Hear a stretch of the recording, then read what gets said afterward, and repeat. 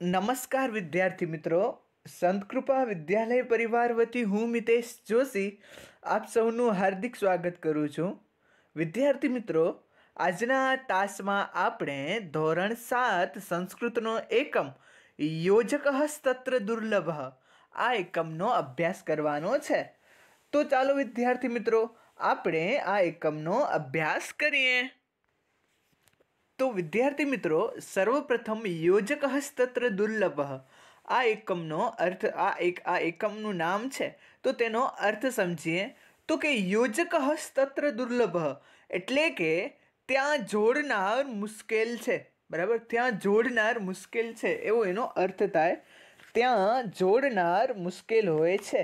બરાબર, આ એકમનો આ પ્રમાણે અર્થ થાય છે। તો ચાલો વિદ્યાર્થી મિત્રો આપણે આ એકમમાં આગળ વધીએ। तो सर्वप्रथम अहीं आ प्रमाणे वात छे कि एकः उष्ट्रः अस्ति। बराबर, एकः उष्ट्रः अस्ति एटले के एक ऊंट छे। बराबर, एकः उष्ट्रः अस्ति एटले के एक ऊंट छे। बराबर, एकः एटले के एक, उष्ट्रः एटले के ऊंट अने अस्ति एटले के छे।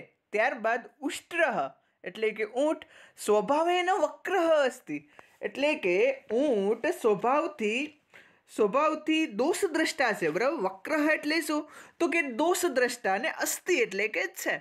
उष्ट्रः एटले के ऊंट स्वभावेन एटले के पोताना स्वभावथी। त्यारबाद वक्रः एटले के दोषद्रष्टा। बराबर, वक्रः एटले के दोषद्रष्टा अने अस्ति एटले के छे। ऊंट स्वभावथी दोषद्रष्टा छे। बराबर, ऊंट स्वभावथी दोषद्रष्टा है। ते हमेशा ऊंट एवो छे कि ते हमेशा बीजाना दोष ज जोतो होय छे। बराबर, हमेशा ने माटे बीजाना दोष ज जोए, तेने क्यारे बीजाना गुण देखाय नहीं। तो अहीं शुं कहे छे कि उष्ट्रः स्वभावेन वक्रः अस्ति एटले के ऊंट स्वभावथी दोषद्रष्टा, वक्रः एटले के दोषद्रष्टा छे। त्यारबाद सह एटले सह सर्वदा दोषमेव पश्यति एटले के ते हमेशा दोष ज जुए छे। बराबर, ते हमेशा दोष ज जुए छे, क्यारे जे सारी बाबत छे ते जोतो नथी, ते हमेशा दोष ज जुए छे। ऊंट एवो छे कि ते हमेशा दोष ज जुए छे, क्यारे पण ते सारी बाबत जोतो नथी। बराबर, અહીં શું કહે છે કે સહ સર્વદા દોષમેવ પશ્યતિ એટલે કે તે હંમેશા દોષ જ જુએ છે। એકદા અહીં સહ એટલે કે તે, સર્વદા એટલે કે હંમેશા, ત્યારબાદ દોષમ એટલે કે દોષ, ખરાબ ગુણ, ખરાબ બાબતો। બરાબર, ત્યારબાદ એવ એટલે કે જ અને પશ્યતિ એટલે કે જુએ છે। તે હંમેશા દોષ જ જુએ છે। બરાબર, તે હંમેશા દોષ જ જુએ છે। ત્યારબાદ એકદા સહ વને અટતી તો એકવાર તે વનમાં ફરે છે। बराबर, एक वार ते जंगल में फरी रह्यु छे। एकदा एटले के एक वार, त्यारबाद सह एटले के ते, अने वने एटले के वन में, अने अटती एटले के फरे छे। एक वार ते वन में फरे छे। तो अहीं एक ऊंट छे। ऊंट स्वभावथी दोषद्रष्टा छे, ते हमेशा दोष जुए छे अने एक वार ते वन में घूमी रह्यो छे। तो अहीं एक ऊंटनी वात छे कि आ ऊंट छे ते हमेशा बीजाना दोष ज जुए छे, बीजानी खराब बाबतो ज जुए छे, पण बीजानी ए सारी बाबतो जोतो नथी। हमेशा बीजाने जे खराब गुणो छे तेने ते ज देखाय छे, बीजा कोई एना सारा गुणो क्यारे पण एने देखाता नथी। तो અહીં શું કહે છે કે આ ઊંટ કેવો છે કે જે બીજાના દુર્ગુણો જ જોવા વાળો છે, આવો ઊંટ છે તે એકવાર વનમાં ઘૂમી રહ્યો છે। એકદા સહ વને અટતી એટલે કે એકવાર તે વનમાં ઘૂમી રહ્યો છે, આંટા મારી રહ્યો છે, વનમાં ઘૂમી રહ્યો છે।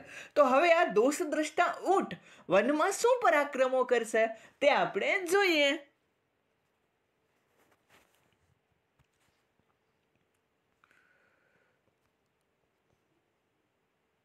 तो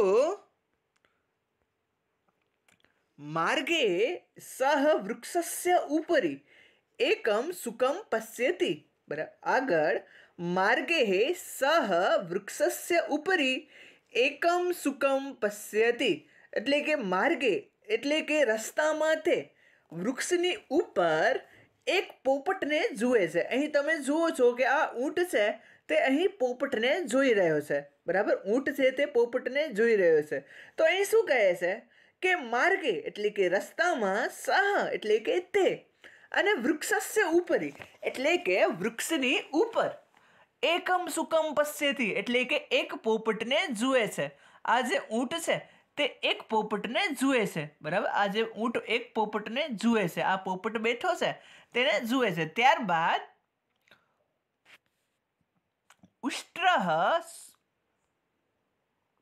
ઉષ્ટ્રહ સુકાય કથયતી, હે સુક. બરાબર, ઊંટ છે તે પોપટને કહે છે. ઉષ્ટ્રહ સુકાય કથ્યતી એટલે કે ઊંટ પોપટને કહે છે હે સુક એટલે કે હે પોપટ, તવ ચંચુ વક્રાહ અસ્તિ. બરાબર, તારી ચાંચ છે ને તે વાંકી છે. તવ ચંચુ વક્રાહ અસ્તિ. બરાબર, તારી ચાંચ છે ને તે વાંકી છે. તો ઉષ્ટ્રહ એટલે કે ઊંટ, સુકાય એટલે કે પોપટને, અને કથયતી એટલે કે કહે છે હે સુક એટલે કે હે પોપટ, તવ ચંચુહુ એટલે કે તારી ચાંચ, અને વક્રાહ એટલે કે વાંકી છે. વાંકી, બરાબર, વક્રહ એટલે શું કે વાંકી, અને અસ્તિ એટલે કે છે. તો ઊંટ છે તે વનમાં ફરી રહ્યો છે. આ ઊંટને છે તે બીજાના દોષ જ દેખાય છે. તો તે વનમાં એક વૃક્ષની ઉપર તે એક પોપટ બેઠેલો જુએ છે. તો તેને ઊંટ કહે છે કે હે પોપટ, તારી ચાંચ છે ને તે વાંકી છે. બરાબર, ત્યારબાદ આગળ સુકહ લજ્જામ અનુભવતી. બરાબર, એટલે કે પોપટને લજ્જા આવે છે, પોપટને શરમ આવે છે. ઊંટ એને કહે છે કે તારી ચાંચ વાંકી છે. તો એમ જ્યારે એ પોપટ સાંભળે છે ત્યારે પોપટને લજ્જા આવે છે.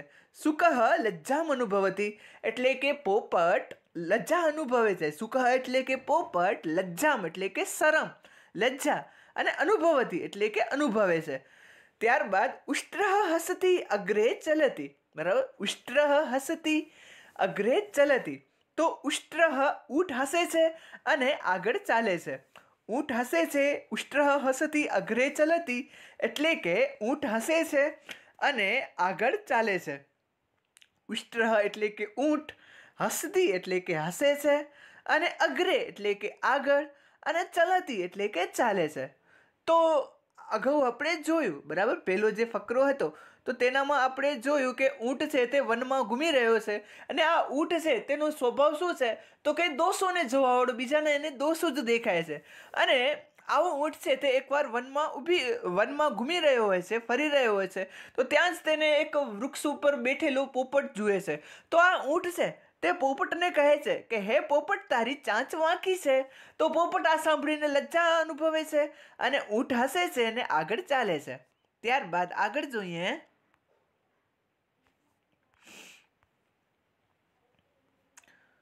તો માર્ગે સહ કુક્કુરમ પશ્યતી એટલે કે રસ્તામાં તે કૂતરાને જુએ છે. બરાબર, માર્ગે સહ કુક્કુરમ પશ્યતી એટલે કે રસ્તામાં તે કૂતરાને જુએ છે.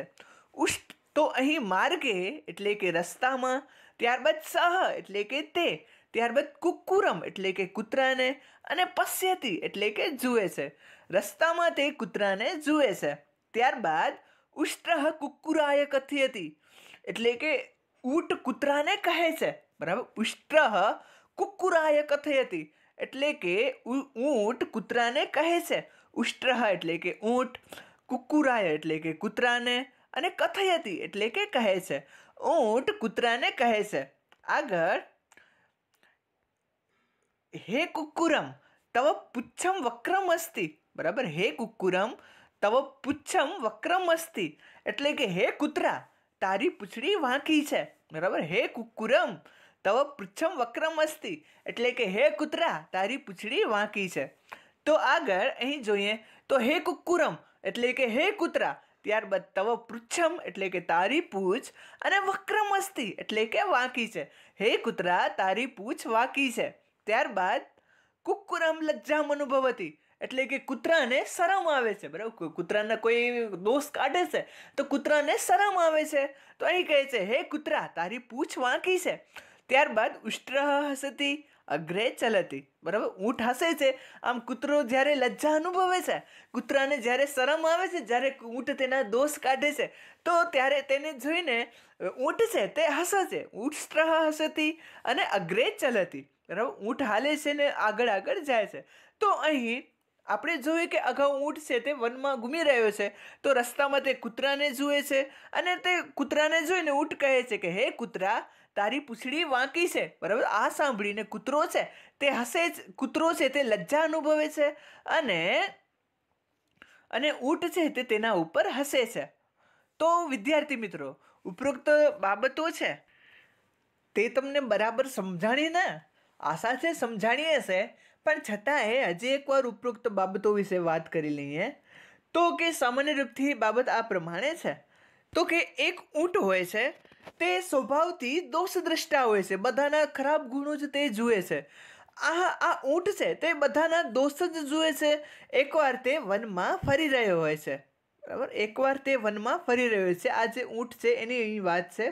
આ ઊંટ છે તે સ્વભાવથી દોષદ્રષ્ટા છે અને તે બધાના દોષ જ જુએ છે. એકવાર તે વનમાં ફરી રહ્યો હોય છે. ત્યારબાદ આગળ, તો રસ્તામાં તે ડાળી ઉપર બેઠેલા એક પોપટને જુએ છે. અહીં તમે જોઈ શકો છો કે રસ્તામાં તે ડાળી ઉપર બેઠેલા એક પોપટને જુએ છે. તો પોપટને જોઈ અને તે કહે છે કે હે પોપટ, તારી ચાંચ છે. બરાબર, આ જે તારી ચાંચ છે ને, તે તારી ચાંચ છે તે વાંકી છે. બરાબર, તારી ચાંચ વાંકી છે. તો પોપટ પોતાના જે ખરાબ ગુણો છે તે દેખાઈ રહ્યા છે, તો એ સાંભળીને પોતાના દોષ નીકળી રહ્યા છે એ સાંભળીને પોપટને લજ્જા આવે છે. ત્યારે ઊંટ છે તે હસે છે. બરાબર, ઊંટ હસે છે અને આગળ ચાલે છે. ત્યારબાદ રસ્તામાં ઊંટ આગળ વધે છે તો તેની સામે છે તે કુક્કુરા આવે છે. કુક્કુરો એટલે કે શું આવે છે? તો કે કૂતરો આવે છે તેની સામે. બરાબર, તો કૂતરાને જોઈ અને ઊંટ કહે છે કે હે કૂતરા, બરાબર, હે કૂતરા, તારી જે આ પૂંછ છે ને, પૂંછ, તે તારી પૂંછડી વાંકી છે. તો કૂતરો જ્યારે કૂતરાના ખરાબ વખાણ થઈ રહ્યા હોય છે, બરાબર, તો એ સાંભળીને કૂતરાને શરમ આવે છે. બરાબર, તો આ સાંભળીને જે ઊંટ છે તે હસે છે. બરાબર, ઊંટ હસે છે અને આગળ ચાલે છે. તો શું વિદ્યાર્થી મિત્રો, અહીંયા સુધીની બાબત તમને બરાબર સમજાણી ને? આશા છે કે અહીંયા સુધીની બાબત તમને બરાબર સમજાઈ ગઈ હશે. તો આ સાથે આપણે આજનું આ તાસ છે તે અહીં પૂર્ણ કરીએ છીએ. શુભમ ભવેત. અસ્તુ.